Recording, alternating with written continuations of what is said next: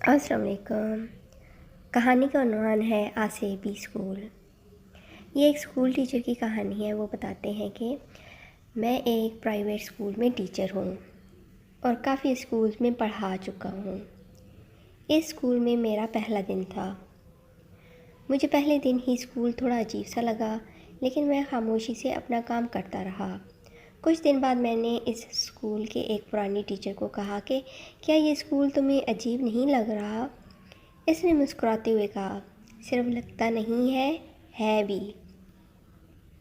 اس نے پھر مجھے جو واقعہ سنایا وہ میں آپ کو سنانے جا رہا ہوں۔ یہ خوبصورت اسکول تھا جو کہ نرسری سے لے کر 8ویں جماعت تک تھا۔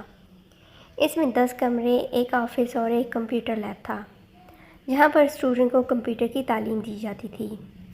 وہ فل ایئر کنڈیشن تھا اور اس کے باہر گیلری تھی جو کہ ساری تصویروں سے بھرپور تھی، جس پر ان سب کی تصویریں تھیں جو کچھ نہ کچھ کر گزرے ہیں، مطلب کہ ایجادات یا جو چیف کرنل جنرل رہ چکے ہیں وغیرہ وغیرہ۔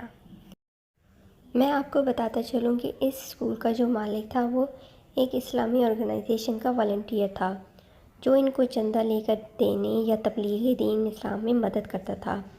تو اس کے پاس اسلامی آرگنائزیشن کے طالب علم آتے رہتے تھے۔ ایک مرتبہ ان کے پاس ایک طالب علم تبلیغ کے حوالے سے آیا جس کو واپس جانے میں دیر ہو گئی۔ تو اسکول کے مالک نے اس کو کہا کہ آپ کو بے حد دیر ہو چکی ہے، آپ آج رات ہمارے اسکول میں گزاریں اور کل صبح ہوتے ہی واپس چلے جائیں۔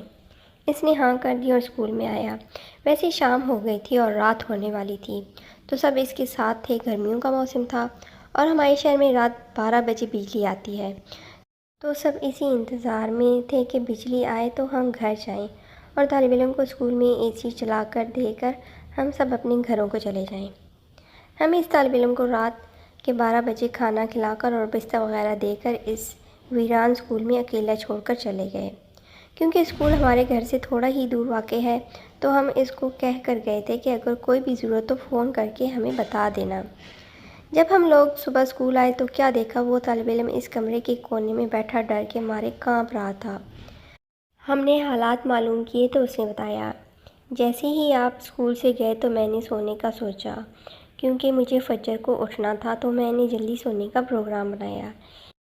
لیکن میں جیسے ہی سونے کے لیے بستر پر لیٹا تو اسکول کے باہر والا مین گیٹ بجتا ہوا سنائی دیا۔ میں سمجھا آپ لوگ واپس آئے ہیں۔ میں دروازے پر گیا۔ جیسے ہی میں نے دروازہ کھولا اور دیکھا وہاں کوئی بھی نہیں تھا، میں تھوڑا گھبرایا، لیکن پھر دل میں خیال آیا کہ میرا وہم ہوگا۔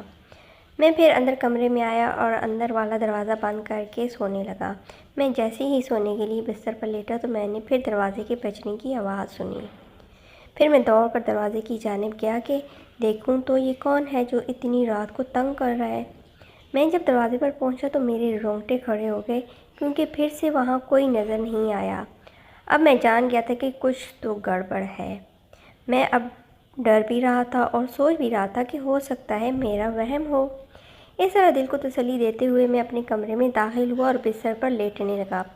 جیسے ہی سونے کے لیے بستر پر لیٹا تو پھر دروازہ بجا، لیکن اب کی بار باہر والی گیٹ نہیں بجی اور نہ ہی اسکول کے کسی اور کمرے کا دروازہ، بلکہ اب کے بار ٹھیک میرے کمرے کا دروازہ بجا۔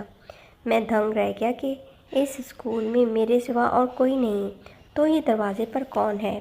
یہاں میرے دل کی دھڑکن تیز ہو گئی اور میں ڈر کے مارے ورد کرنے لگا۔